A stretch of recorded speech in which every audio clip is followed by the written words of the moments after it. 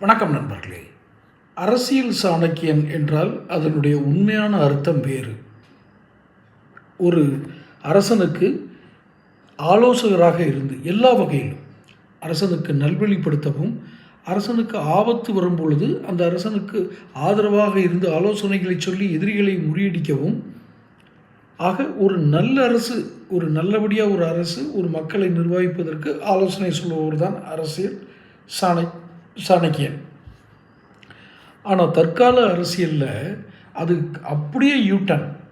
யாரெல்லாம் குழி பறிப்பார்களோ, யாருக்கெல்லாம் தந்திரமாக செயல்பட்டு எதிரிகளை வீழ்த்துவார்களோ, எதிரிகள் அல்ல நண்பர்களே வீழ்த்துவார்களோ, தன்னலம் ஒன்றுமே போதும், அதற்கு எவ்வளவு தந்திரமாக வேண்டுமானாலும் செயல்படலாம் என்று தற்கால அரசியல் சாணக்கியத்தனம் அந்த டெர்மாலஜி மாறி இருக்கு.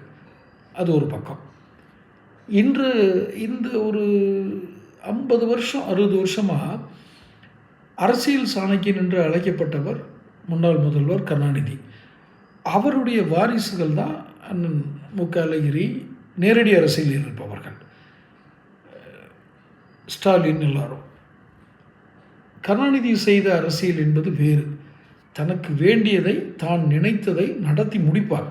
அதை என்ன விலை கொடுத்தாவது செஞ்சு விடுவார். அதில் நியாயம் இருக்குது, தர்மம் இருக்குது, உங்களுக்கெல்லாம் நான் போகலை. அவர் நினைத்ததை நடத்துவார். அதனால் இவங்கெல்லாம் துதிப்பாடிகள்லாம் என்ன பண்ணுவாங்கன்னா, அவரை சுற்றி தான் இந்திய அரசியலே சொல்லலுது அப்படிம்பாங்க. அவங்க பாடு. ஆனால் அவர் அப்படி தன் கட்டுப்பாட்டுக்குள் வைத்திருந்தது என்னமோ உண்மை. தந்திரமாகவோ காலில் விழுந்தோ இந்த நிமிர்ந்து நின்னோ ஏதோ ஒன்று தான் நினச்சி சாதிச்சுக்கிட்டார். ஆனால் இந்த அரசியல் சாணக்கியர் என்று அழைக்கப்பட்ட இவருடைய வாரிசுகளாக இவர்கள் என்று சொல்லும் அளவுக்கு தான் அண்ணா அழகிரியை தவிர ஸ்டாலினும் கனிமொழியும் மற்ற வாரிசுகளும் ஒரு துளி கூட இல்லை.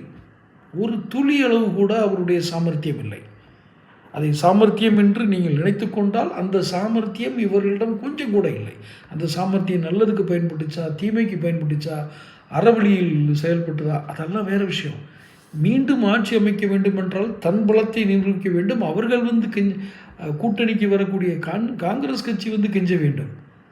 ஆனால் இங்கே என்னன்னு பார்த்தீங்கன்னா தலைகீழாக இருக்குது. இவங்க ஓடி ஓடி போய் ஐயா ஐயான்ட்டு நிற்கிறது.